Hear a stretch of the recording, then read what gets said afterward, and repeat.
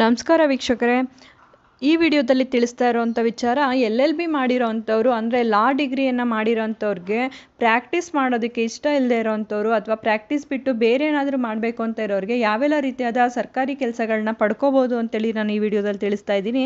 ಮೊದಲನೇದಾಗಿ IBPS ಎಕ್ಸಾಮ್ಗಳೇನಿರುತ್ತೆ ಅಂದರೆ bank ರಿಲೇಟೆಡಲ್ಲಿ ಲಾ ಆಫೀಸರ್ಸ್ಗೆ ಏನೊಂದು ಪೋಸ್ಟ್ ಇರುತ್ತೆ, ಅದಕ್ಕೆ ಎಕ್ಸಾಮ್ನ ಕಂಡಕ್ಟ್ ಮಾಡ್ತಾರೆ IBPSನ ಮುಖಾಂತರ, ಅಂದರೆ ಬ್ಯಾಂಕಿಂಗ್ ಎಕ್ಸಾಮ್ನ ಮುಖಾಂತರ.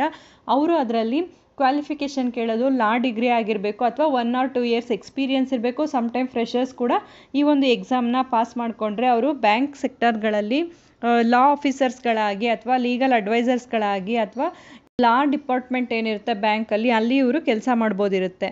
ಅದೇ ರೀತಿ ಸೆಬಿನಲ್ಲಿ ಗ್ರೇಡ್ A ಲೀಗಲ್ ಆಫೀಸರ್ ಆಗಿ ಕೂಡ ಇವರು ಕೆಲಸವನ್ನು ಮಾಡ್ಬೋದು. ಇದಕ್ಕೆ ಸೆಕ್ಯೂರಿಟಿ ಮಾರ್ಕೆಟಲ್ಲಿ ನಾಲೆಡ್ಜ್ ಇರಬೇಕಾಗುತ್ತೆ. ಸೆಬಿನಲ್ಲಿ ಇವರು ಕೆಲಸವನ್ನು ಮಾಡ್ಬೋದಾಗಿರುತ್ತೆ.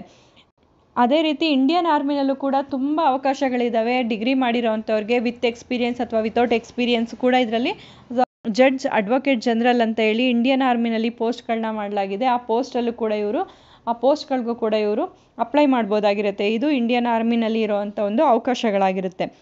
ಯಾವುದೇ ಒಂದು ಪಬ್ಲಿಕ್ ಸರ್ವಿಸ್ ಅಂಡರ್ಟೇಕಿಂಗ್ಸ್ ಏನಿರುತ್ತೆ ಅಂದರೆ PSUS ಅಂತ ಏನಿರುತ್ತೆ, ಇಂಥ ಒಂದು ಸೆಕ್ಟರ್ಗಳಲ್ಲೂ ಕೂಡ ಲೀಗಲ್ ಆಫೀಸರ್ ಆಗಿ ಇವರು ಕೆಲಸವನ್ನು ಮಾಡಬೇಕಾಗುತ್ತೆ.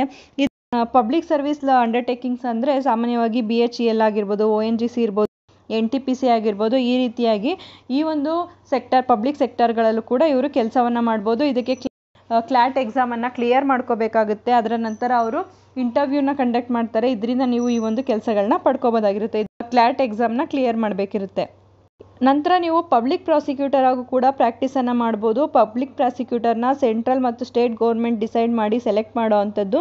ಇದಕ್ಕೆ ಕಡಿಮೆ ಅಂದರೂ 7 ವರ್ಷಗಳ ಕಾಲ ಅಡ್ವೊಕೇಟ್ ಆಗಿ ಪ್ರಾಕ್ಟೀಸ್ ಮಾಡಬೇಕಾಗಿರುತ್ತೆ. ಅಷ್ಟೇ ಅಲ್ಲದೆ ಇದಕ್ಕೆ UPSC ಎಕ್ಸಾಮ್ ಏನಿರುತ್ತೆ ಆ ಎಕ್ಸಾಮ್ನ ಪಾಸ್ ಮಾಡಬೇಕಾಗುತ್ತೆ. ಎಕ್ಸಾಮಲ್ಲಿ ಪಾಸ್ ಆದವರಿಗೆ ಇಂಟರ್ವ್ಯೂನ ಮುಖಾಂತರ ಈ ಒಂದು ಪಬ್ಲಿಕ್ ಪ್ರಾಸಿಕ್ಯೂಟರ್ ಜಾಬನ್ನು ಪಡ್ಕೋಬೋದಾಗಿರುತ್ತೆ. ಅದೇ ರೀತಿ UGC NET ಇದರಲ್ಲೂ ಕೂಡ ನೀವು ಗೌರ್ಮೆಂಟ್ ಜಾಬ್ಗಳನ್ನ ಪಡ್ಕೋಬೋದು. ಇದರಲ್ಲಿ ರಿಸರ್ಚರ್ ಆಗಿ, ಅಸಿಸ್ಟೆಂಟ್ ಪ್ರೊಫೆಸರ್ಗಳಾಗಿ ಈ ಒಂದು ಎಕ್ಸಾಮ್ಗಳನ್ನ ಕ್ಲಿಯರ್ ಮಾಡೋದ್ರ ಮುಖಾಂತರ ನೀವು ಸರ್ಕಾರಿ ಕೆಲಸಗಳನ್ನ ಪಡಿಬೋದಾಗಿರುತ್ತೆ. ಇದಕ್ಕೆ UGC NET ಎಕ್ಸಾಮ್ಗಳನ್ನ ನೀವು ಕ್ಲಿಯರ್ ಮಾಡ್ಕೋಬೇಕಾಗಿರುತ್ತೆ ಗ್ರ್ಯಾಜುಯೇಷನ್ ಆದ ನಂತರ.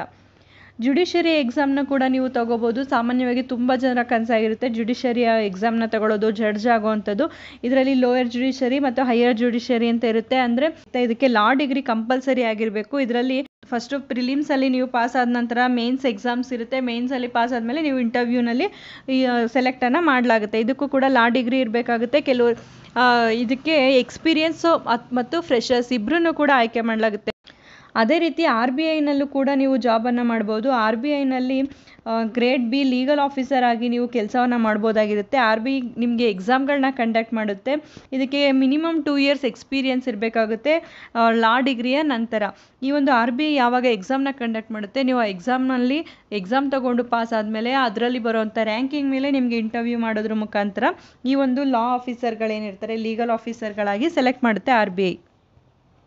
ಮತ್ತಷ್ಟು ಮಾಹಿತಿಗಾಗಿ ನಮ್ಮ ಚಾನಲನ್ನು ಲೈಕ್ ಮಾಡಿ, ಮತ್ತೊಬ್ಬರಿಗೆ ಈ ವಿಚಾರ ಉಪಯುಕ್ತ ಆಗುತ್ತೆ ಅನಿಸಿದ್ರೆ ಶೇರ್ ಮಾಡಿ. ಹೊಸದಾಗಿ ನೋಡ್ತಾ ಇರೋರು ಸಬ್ಸ್ಕ್ರೈಬ್ ಮಾಡಿಕೊಂಡು ನೋಡಿ. ಕಾನೂನಿನ ಜ್ಞಾನ ಪ್ರತಿಯೊಬ್ಬರಿಗೂ ಉಪಯುಕ್ತ ಆಗುವಂಥದ್ದು. ಬಿಡುವಿನ ಸಮಯದಲ್ಲಿ ಇಂಥ ಉಪಯುಕ್ತ ಮಾಹಿತಿಗಳನ್ನ ತಿಳ್ಕೊಳ್ಳೋದು ಪ್ರತಿಯೊಬ್ಬರಿಗೂ ಉಪಯುಕ್ತ ಆಗುತ್ತೆ ಅಂತ ಹೇಳಿ ಭಾವಿಸ್ತೀನಿ. ಧನ್ಯವಾದಗಳು.